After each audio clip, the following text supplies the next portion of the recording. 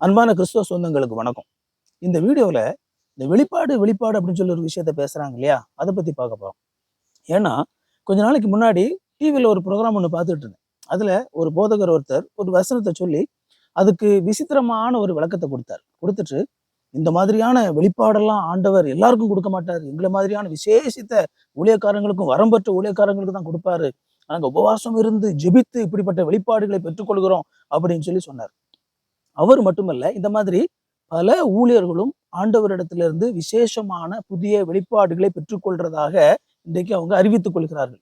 அது மட்டும் இல்ல, இந்த வேத வசனம் இருக்கு இல்லையா? அந்த வேத வசனத்தையும் கூட வாசிக்கும் போது அந்த வேத வசனத்திற்குள்ளாக ஒரு ஆவிக்குரிய ஒரு அர்த்தம் இருப்பதாகவும், அந்த ஆவிக்குரிய அர்த்தம் அப்படிங்கிறது அது அவர்களை மாதிரியான ஆட்களுக்கு மட்டும்தான் பரிசுத்த ஆவியானவர் அந்த வசனத்திற்குள்ளாக எப்படிப்பட்ட ஒரு ஆவிக்குரிய அர்த்தத்தை வைத்திருக்கிறாரோ அதை அவர் வெளிப்படுத்துவார் அப்படிங்கிற மாதிரியான எண்ணங்கள் இன்னைக்கு விசுவாசிகளுடைய மனதிலே அது விதைக்கப்பட்டிருக்கிறது. அதனால பல விசுவாசிகள் என்ன நினைக்கிறாங்க அப்படின்னா, அவர்களை மாதிரியான சாதாரண நபர்களிடத்துல எல்லாம் ஆண்டவர் பேசுவதில்லை, அல்லது அவர்களை மாதிரியான சாதாரண நபர்கள் எல்லாம் வேத வசனத்தை வாசிக்கும் போது அவர்களுக்கு ஆண்டவர் அந்த வேத வசனத்திலிருந்து எதையும் வெளிப்படுத்துவதில்லை. இந்த மாதிரியான ஒரு கண்ணோட்டத்திற்குள்ளாக பல விசுவாசிகளை கொண்டு வந்துடுறாங்க. அதனால வாழ்க்கை முழுவதும் இந்த விசுவாசிகள் அவர்கள் ஏதோ ஒரு கீழான ஒரு விசுவாசிகள் போலவும், இப்படிப்பட்ட வெளிப்பாடுகள் அவர்களுக்கு கிடைப்பதாகவும், பரிசுத்த வசனங்களிலிருந்து அவங்களுக்கு ஆவிக்குரிய அர்த்தங்களை உணர்த்துவதாகவும் அவர்கள் எண்ணுவதனாலே அவர்களை என்னமோ மிக உயர்ந்தவர்களாகவும் இப்படி எண்ணிக்கொண்டு இருக்கக்கூடிய ஒரு நிலை இருக்குது. அதனால அதை பத்தி புரிஞ்சுக்கிறதுக்காக ஒரு சில இறையியல் உள்ள ஒரு சில டேர்ம்ஸ் அதை சொல்லி முதலாவது உங்களுக்கு எக்ஸ்பிளைன் பண்ணிட்டு, அதுக்கப்புறமா நான் ஒரு சில காரியங்களை கற்றுக் கொடுக்குறேன். முதலாவது, இந்த வெளிப்பாடு வெளிப்பாடுன்னு ஒரு வார்த்தை பேசுறாங்க இல்லையா? அதுக்கு பாத்தீங்க அப்படின்னா ரெவலேஷன், அதாவது ஆண்டவர் வார்த்தையை வெளிப்படுத்துவது அப்படின்னு சொல்லி சொல்லுவாங்க. இந்த ரெவலேஷன் அப்படிங்கிற வார்த்தை தான் வெளிப்பாடு அப்படிங்கிற வார்த்தை. இந்த ரெவலேஷன் அப்படிங்கிற அந்த வார்த்தை எதோடு தொடர்புடையது அப்படின்னா, கடவுள் முதலாக அவருடைய வார்த்தையை அவர் என்ன மக்களுக்கு சொல்ல வேண்டும் என்று நினைக்கிறார் என்பதை ஒரு குறிப்பிட்ட நபருக்கு அவர் வெளிப்படுத்துவது. அதாவது அதுவரைக்கும் அது தெரியாது, ஏன்னா அது மறைக்கப்பட்டு இருக்கிறது. அது கடவுளுக்கு மட்டுமே தெரிந்த ஒரு விஷயம். கடவுளுக்கு தெரிந்த அந்த விஷயம் என்ன செய்யப்படுது அப்படின்னா, ஒரு நபருக்கு வெளிப்படையாக சொல்லப்படுகிறது. அதுதான் பாத்தீங்க அப்படின்னா வெளிப்படுத்தல் அப்படின்னு சொல்லி சொல்லுவாங்க. இந்த வெளிப்படுத்தல் அப்படிங்கிறது பல நேரங்களிலே நேரடியாக அந்த வேதாகமத்தில் நம்ம பார்க்கும் பொழுது ஆண்டவர் தெரிந்தெடுத்திருந்த நபர்கள் இந்த வெளிப்பாடுகளை பெற்று மக்களுக்கு அறிவித்தாங்க.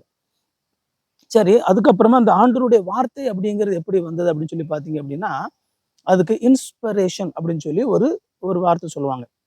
இன்னைக்கு இந்த இன்ஸ்பிரேஷன் அப்படிங்கிற அந்த ஆங்கில வார்த்தை வேறு வேறு நோக்கங்களுக்காக பயன்படுத்தப்படுது. அதாவது முக்கியமா அந்த பிசினஸ் வேர்ல்டு எல்லாம் பாத்தீங்க அப்படின்னா, ஐ எம் இன்ஸ்பயர்ட் அப்படின்னு சொல்லி சொல்லுவாங்க.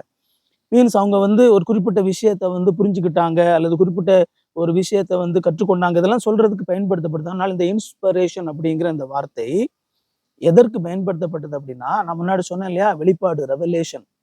இந்த வெளிப்பாட்டை பெற்ற நபர்கள் கடவுளுடைய அந்த வார்த்தையை எழுதும்போது அதுக்கு பேர் தான் இன்ஸ்பிரேஷன். ஓகேவா? When the revelation is being recorded, அதுதான் பாத்தீங்க அப்படின்னா இன்ஸ்பிரேஷன் அப்படின்னு சொல்லி சொல்லுவாங்க. அப்போ இதுதான் ரொம்ப முக்கியமானது. ஆண்டவருடைய வெளிப்பாட்டை என்ன செய்யறாங்க? தீர்க்கதரிசிகளோ அல்லது ஆண்டவருடைய பிள்ளைகளோ பெறுகிறார்கள். அவர்கள் அதை என்ன செய்யறாங்க? எழுதி வைக்கிறாங்க. அதுதான் பாத்தீங்க அப்படின்னா இன்றைக்கு நம்முடைய வேதாகமாக நம்முடைய கைகளிலே வந்திருக்குது. அதனாலதான் நாம் இதை சொல்றோம். இந்த வேத வசனத்தை என்ன சொல்றோம் அப்படின்னா, இன்ஸ்பயர்டு காட்ஸ் வேர்ட் அப்படின்னு சொல்லி சொல்றோம். அதாவது தேவனாலே வெளிப்படுத்தப்பட்டு அந்த வார்த்தைகள் எழுதப்பட்டிருக்கிறது. Inspired God's word. சரி, இதெல்லாம் இருக்குது. அப்போ நான் வேத வசனத்தை வாசிக்கும் பொழுது நான் அதிலிருந்து ஒரு சில காரியங்களை கற்றுக்கொள்கிறேன். நான் வேத வசனத்தை வாசிக்கும் பொழுது ஆண்டவர் அந்த வேத வசனங்கள் மூலமாக எனக்கு ஒரு சில காரியங்களை கற்றுக் கொடுக்கிறார். ஒரு சில காரியங்களை புரிந்து கொள்கிறேன். அப்போ நான் வேத வசனத்திலிருந்து வெளிப்பாடு பெறுகிறேன் தானே அப்படின்னு சொல்லி பல நேரங்கள்ல வேத வசனத்தை வாசித்து அதில் உள்ள அர்த்தத்தை நாம புரிந்து கொள்ளும் போது அது வெளிப்பாடு என்பதாக இன்றைக்கு என்ன செய்யப்படுகிறது? சொல்லப்படுகிறது. இது மிக மிக தவறானது. வேத வசனத்தை வாசிக்கும் போது அதிலிருந்து நாம் ஒன்றை புரிந்து கொள்ளும் போது அது வெளிப்பாடு கிடையாது. எது வெளிப்பாடு அப்படின்னா, முதலாக கடவுள் ஒரு மனிதரை தெரிந்தெடுத்து அவருடைய வார்த்தையை கொடுப்பதுதான் வெளிப்பாடு. அப்படின்னா வேத வசனத்தை வாசித்து அதிலிருந்து நான் ஒரு விஷயத்தை புரிந்து கொள்ளும் போது அதுக்கு என்ன பேரு? இல்லுமினேஷன் அப்படின்னு சொல்லுவாங்க. ஓகேவா? இல்லுமினேஷன், அதாவது ஒரு வெளிச்சம் பெறுவது. ஏற்கனவே அது வேதாகமத்திலே நமக்கு வெளிப்படுத்தப்பட்டு எழுதப்பட்டு நமக்கு வைக்கப்பட்டு இருக்கிறது. நாம் அதனுடைய அர்த்தத்தை புரிந்து கொள்வது அப்படிங்கிறது எலிமினேஷன். ஓகேவா? எலிமினேஷன், ஒரு வெளிச்சம் பெறுவது, அது என்ன சொல்லப்பட்டு இருக்கிறது என்பதை புரிந்து கொள்வது. சரி, இப்போ இந்த இல்லுமினேஷன் அப்படிங்கிற இந்த விஷயம் இல்லையா, ஒரு வெளிச்சம் பெறுவது அப்படிங்கிறத ஆண்டவர் ஒரு சில நபர்களுக்கு மட்டும்தான் கொடுப்பாரா? இங்கதான் நம்ம வேதாகமத்துல கவனித்து பார்க்கும்போது அப்படி இல்லை. ஆண்டவர் அவருடைய வசனத்தை வாசிக்கிற, வாஞ்சையோடு வாசிக்கிற எல்லாருக்கும் அதை கொடுப்பார். அதான் முதலாவது நாம புரிந்து கொள்ளணும். இப்போ நமக்கு ஒரு வசனம் நான் வாசிக்கிறேன். 2 தீமோத்தேயு 3வது அதிகாரம் 16வது வசனம். 2 தீமோத்தேயு 3:16 வசனம் சொல்லுது, வேத வாக்கியங்கள் எல்லாம் தேவனால் அருளப்பட்டு இருக்கிறது. தேவனுடைய மனிதன், தேவனுடைய மனிதன், அதாவது எல்லா விசுவாசிகளும் தேறினவனாகவும் எந்த நல்ல செயல்களையும் செய்ய தகுதியுள்ளவனாகவும் இருக்கும்படியாக அவைகள் உபதேசத்திற்கும், கடிந்து கொள்ளுதலுக்கும், சீர்திருத்தலுக்கும், நீதியை படிப்பிக்குதலுக்கும் பிரயோஜனமுள்ளவர்களாக இருக்கிறது. அப்ப பாருங்க, எல்லா வேத வாக்கியங்களும் ஆண்டவர் நமக்கு கொடுத்திருக்கிற எந்த வேத வாக்கியங்களாக இருந்தாலும் இல்லையா, அது எல்லாமே தேவனால் அருளப்பட்டிருக்குது. அது எதற்காக கொடுக்கப்பட்டிருக்கிறது? எந்த ஒரு தேவ மனிதனாக இருந்தாலும் அவன் எந்த நற்செய்களையும் செய்ய தகுதி உள்ளவனாக மாறும்படியாக அது உபதேசத்துக்கு அது பிரயோஜனம் உள்ளதா இருக்குது, கடிந்து கொள்ளுதலுக்கு அது பயனுள்ளதா இருக்குது, சீர்திருத்தலுக்கு பயனுள்ளதாக இருக்குது, நீதியை படிப்பிக்குதலுக்கு பயனுள்ளதாக இருக்கிறது. ஆனா இப்ப என்ன பிரச்சனை அப்படின்னா, முன்னாடியே நான் சொன்ன மாதிரி இந்த வேத வசனத்துல ஏதோ ஆவிக்குரிய ஒரு பேக்ரவுண்ட்ல ஏதாவது ஒரு அர்த்தம் இருக்குதா அப்படின்னா அப்படி கிடையாது. ஆண்டவர் ஏற்கனவே எதை நமக்கு சொல்ல வேண்டுமோ அதை நேரிடையாகவே நமக்கு வேதாகமத்திலே சொல்லி இருக்கிறார். அப்போ நாம் ஒரு வேத பகுதியை வாசிக்கும் போது அதுல என்ன புரிந்து கொள்கிறோமோ அதுதான் அதனுடைய அர்த்தம். Don't mistake me. அதாவது ஒரு சில நபர்கள் அவர்களுக்கு ஒழுங்கா தமிழை வாசிக்க தெரியாது. அதாவது எல்லா நபர்களும் ஒரு ஒரு குறிப்பிட்ட விஷயத்தை வாசித்து அதுல என்ன சொல்லுகிறது அப்படிங்கிறத முழுமையாக புரிந்து கொள்ளக்கூடிய ஞானத்தை பெற்றவர்கள் அல்ல இல்லையா. அந்த ஞானத்திலே வித்தியாசம் இருக்குது. அதனால நம்ம ஒருத்தர் வாசித்துட்டு நான் என்ன புரிஞ்சுக்கிட்டனோ அது கிடையாது. மாறாக அதுல எந்த ஒரு மொழின்னு சொல்லி எடுத்துக்கிட்டாலும் அந்த மொழிக்கென்று ஒரு இலக்கணம் இருக்கிறது, ஒரு வாக்கிய அமைப்பு இருக்கிறது. அப்போ ஒரு குறிப்பிட்ட விதமாக ஒரு வாக்கியம் அமைக்கப்பட்டு ஒரு குறிப்பிட்ட விதமான ஒரு இலக்கணம் அங்கே பயன்படுத்தப்பட்டு இருக்குமானால் அந்த வாக்கியம் இந்த அர்த்தத்தை தான் கொடுக்கிறது அப்படின்னு சொல்லி யார் வேண்டுமானாலும் இலக்கணம் அறிந்த நன்றாக ஒரு மொழியர்ந்த நபர்கள் வாசிக்கும் போது மிகச்சரியாக ஒரு அர்த்தத்தை கண்டுபிடித்துக் கொள்வார்கள். நீங்க 10 நபர்கள் நன்றாக மொழியை அறிந்த 10 நபர்களிடத்துல ஒரு குறிப்பிட்ட வசனத்தை கொடுத்து நீங்க வாசிச்சு அதனுடைய அர்த்தத்தை சொல்ல சொன்னா மேபி அவங்க வேறு வேறு வார்த்தைகள் பயன்படுத்துவாங்க. ஆனா அவங்க எல்லாருமே அந்த குறிப்பிட்ட வாக்கியம் இந்த அர்த்தத்தை தான் சொல்லுது அப்படிங்கிற முடிவுக்கு வருவாங்க.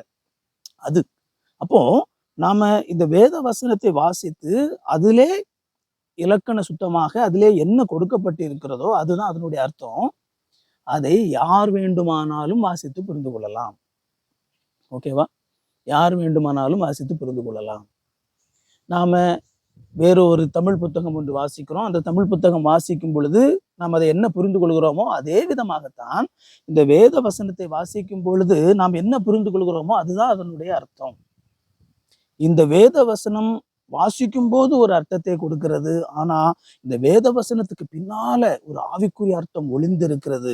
அது ஆவியானவர் யார் அவங்க உபவாசம் இருந்து ஆண்டவரை நோக்கி ஜெபித்து கதறி கேட்பார்களோ அவர்களுக்கு மட்டும்தான் ஆண்டவர் அந்த ஆவிக்குரிய அர்த்தத்தை வெளிப்படுத்துவார்னு சொல்லி ஒரு உருட்டு உருட்டுறாங்கல்ல, அது தப்பு.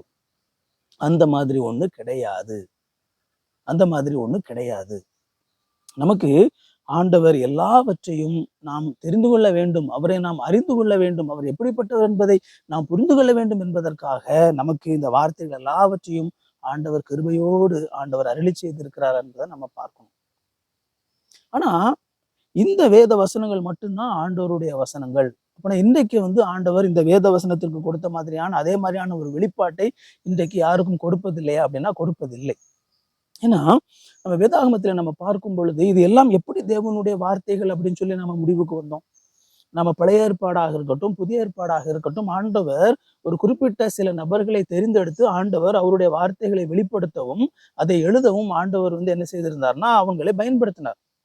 ஆனா அப்படி அந்த வேத வசனங்கள் எல்லாம் யாரால் எழுதப்பட்டதோ, எப்பொழுதெல்லாம் அது வேதாகமத்தில் அது எழுத்து வடிவிலே கொண்டு வரப்பட்டதோ, அந்த காலகட்டங்களில் எல்லாம் ஆண்டவர் மிகப்பெரிய அற்புதங்களை செய்தார். நீங்க வேதாகமத்துல பாத்தீங்க அப்படின்னா எப்ப பார்த்தாலும் அற்புதம் நடந்துட்டு இருக்குது. அது கிளஸ்டரா அற்புதம் நடக்கும். அங்கங்க அற்புதம் நடக்கும். திடீர்னு பாத்தீங்கன்னா ஒண்ணுமே நடக்காது. திடீர்னு அற்புதம் நடக்கும். ஒண்ணுமே இருக்காது. திடீர்னு அற்புதம் நடக்கும். அப்ப எந்தெந்த காலகட்டங்களில் எல்லாம் இந்த மாதிரி அதிகமான அற்புதங்கள் நடந்தது அப்படிங்கிறத நாம கொஞ்சம் சற்று வேதாகமத்துல கவனித்து பார்த்தோமானால், எப்பொழுதெல்லாம் வேதாகமம் எழுத்து வடிவிலே எழுதப்பட்டதோ அப்பொழுதெல்லாம் ஆண்டவர் மிகப்பெரிய அற்புதங்களை செய்தார். அதாவது அந்த வெளிப்பாடு முன்னால கொடுக்கப்பட்டிருக்கலாம். ஆனா அது ஆண்டவரால் அதிகாரப்பூர்வமான என்னுடைய வார்த்தை அப்படின்னு சொல்லி தேவனுடைய மக்களுக்கென்று அது எழுத்து வடிவிலே கொண்டு வருவதற்கு ஆண்டவர் ஒரு சில நபர்களை பயன்படுத்தினார். அப்படிப்பட்ட நபர்கள் மூலமாக ஆண்டவர் மிகப்பெரிய அற்புதங்களை செய்தார். அதுக்கு காரணம் என்ன? ஆண்டவர் இவர்கள் எழுதுவது என்னுடைய வார்த்தை தான் என்பதை மக்களுக்கு புரிய வைப்பதற்காக, மக்களுக்கு சுட்டி காட்டுவதற்காக ஆண்டவர் இப்படிப்பட்ட அற்புதங்களை வேதாகமத்திலே செய்தார். வேதாகமத்தை கவனித்து பாருங்க, உங்களுக்கு புரியும். அப்போ இந்த அற்புதங்கள் அப்படிங்கிறது ஆண்டவர் அன்றைக்கு இது என்னுடைய வார்த்தை தான் சொல்லி கொடுத்த சீல். உங்களுக்கு ஒண்ணு நல்லா தெரியணும். இன்றைக்கு பல நபர்கள் தாங்கள் தேவனிடத்திலிருந்து விசேஷமாக வெளிப்பாடுகளை பெற்றுக்கொள்கிறோம் என்று சொல்லக்கூடிய நபர்கள் அவர்கள் அற்புதங்களையும் செய்வதாக இன்னைக்கு என்ன செய்யறாங்க, காட்டுறாங்களே. ஏன்னா எங்கெல்லாம் எனக்கு புது வெளிப்பாடு கிடைக்குது அப்படின்னு சொல்லி எப்படிப்பட்ட ஊழியக்காரங்க சொல்றாங்களோ அந்த கூட்டம் தான் நாங்க அற்புதம் செய்யறோம் பாருங்க அப்படின்னு சொல்லி ஒரு சில விஷயங்களை என்ன செய்வாங்க, காட்டுவாங்க. ஆனா நான் ஏற்கனவே என்னுடைய முன்னாடி ஒரு வீடியோல பேசியிருக்கிறேன். வேதாகம அற்புதம் அப்படிங்கிறது எப்படிப்பட்டது, இன்றைக்கு அற்புதங்கள் அப்படிங்கிற பேர்ல என்ன கோமாளித்தனம் நடந்துட்டு இருக்குது அப்படிங்கிறதுல ஏற்கனவே சுட்டி காட்டியிருக்கேன். அப்ப அந்த வேதாகம அற்புதத்துக்கும் இன்னைக்கு நடக்கிற அற்புதத்துக்கும் சம்பந்தமே கிடையாது. ஆனா மக்களை ஏதோ ஒரு அற்புதத்தை செய்வதை போல மக்களை வஞ்சித்து என்ன செய்யறாங்க அப்படின்னா அற்புதம் செய்வதாக காட்டுகிறார்கள். எதுக்காக காட்டுறாங்க தெரியுமா? Very simple. ஆண்டவர் எங்கள் மூலமாக புதிய வெளிப்பாடுகளை கொடுக்கிறார். அப்படி கொடுக்கிற வெளிப்பாட்டை ஆண்டவர் உறுதிப்படுத்துவதற்காக எங்கள் மூலமாக அற்புதங்களை செய்கிறார் அப்படின்னு சொல்லி மக்களை வஞ்சிப்பதற்காக செயல்படுத்தக்கூடிய ஒரு போலி வெளிப்பாடு. அந்த போலி வெளிப்பாட்டை மக்களிடத்துல உறுதிப்படுத்துவதற்காக செய்யப்படக்கூடிய போலி அற்புதங்கள். அப்போ இது பிசாசனுடைய மிகப்பெரிய ஒரு வஞ்சகம், ஒரு வஞ்சக வலை அப்படிங்கிறது என்ன செஞ்சுக்கணும் அப்படின்னா நாம புரிந்து கொள்ளணும். நாம எபிரேயர் 4:12 பார்க்கிறோம்.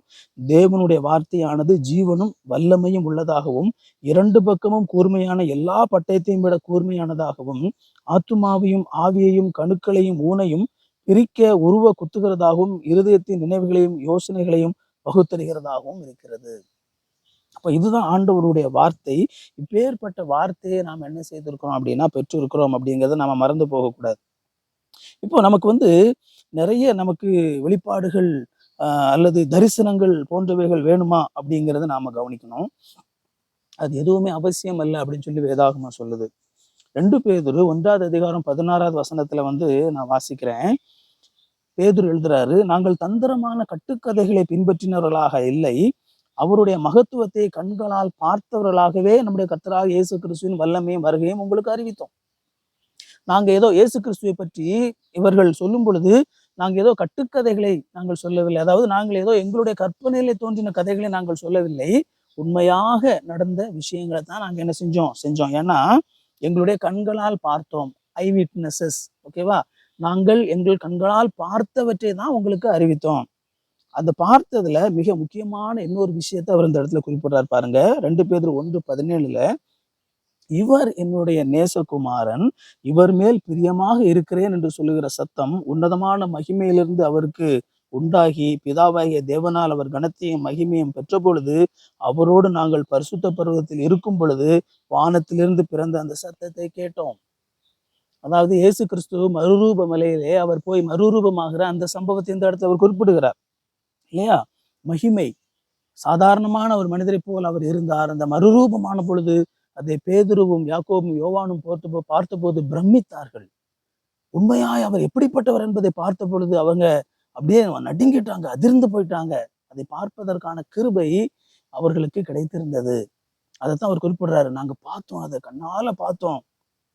ஆனா இதெல்லாம் எழுதிட்டு 2 பேதுரு 1:19 ஒரு வசனம் எழுதுறாரு பாருங்க. அதிக உறுதியான தீர்க்க தரிசன வசனமும் நமக்கு உண்டு.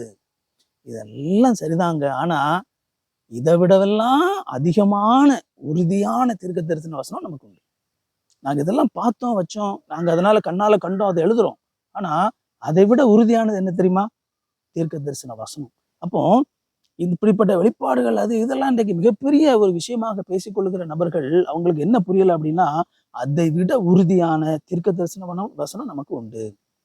அதனால பொழுது விடிந்து விடிவெள்ளி உங்களுடைய இருதயங்களில் உதிக்கும் வரைக்கும் இருளுள்ள இடத்தில் பிரகாசிக்கிற விளக்கை போன்ற அந்த வசனத்தை கவனித்திருப்பது நலமாக இருக்கும். பாருங்க, நம்ம ரொம்ப முக்கியமா இப்படிப்பட்ட தரிசனங்கள் வெளிப்பாடுகள் அப்படின்னு சொல்லி அது அவசியம் இல்லை. மாறாக உறுதியான தீர்க்க தரிசன வசனம் நமக்கு உண்டு, அதை கவனித்திருங்கள் அப்படின்னு சொல்லி சொல்றாரு.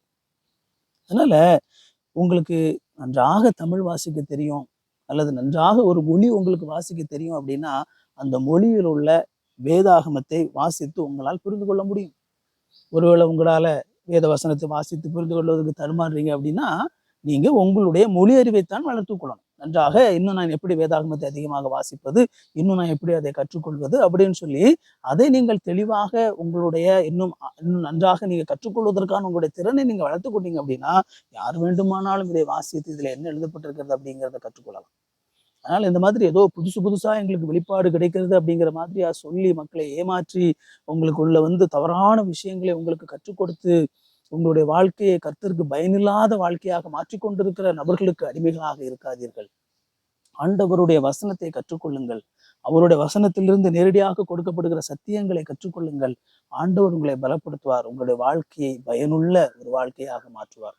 கர்த்தருடைய நாமத்திற்கு மகிமை உண்டாகட்டும். மீண்டும் ஒரு வீடியோல சந்திப்போம். தேங்க்யூ. God bless you.